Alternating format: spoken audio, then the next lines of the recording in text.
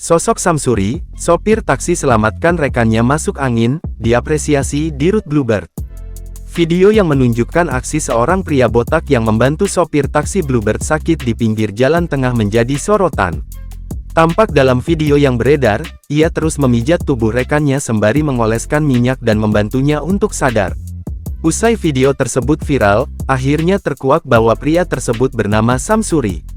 Ia merupakan driver Bluebird Pool Sutoyo yang berlokasi di Jakarta Timur. Usai aksinya viral, Samsuri pun mendapatkan apresiasi langsung dari Direktur Utama PT Bluebird, Andre Joko Sutono. Dalam video yang diunggah dalam akun @musang88, tampak Andre menyambut Samsuri dengan pelukan hangat.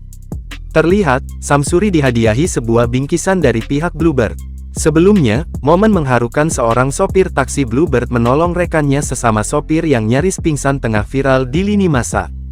Publik dibuat sedih tatkala melihat perjuangan seorang sopir taksi membantu rekannya yang hampir tak sadarkan diri karena kelelahan. Diduga sopir taksi tersebut terkena angin duduk atau kondisi masuk angin saat bekerja. Dalam video yang dibagikan akun TikTok @musang88 terlihat seorang sopir taksi tampak lemas sedang bersandar di samping kursi pengemudi.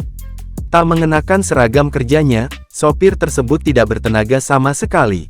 Melihat rekan kerjanya lesu, sopir taksi berkepala pelontos itu pun panik.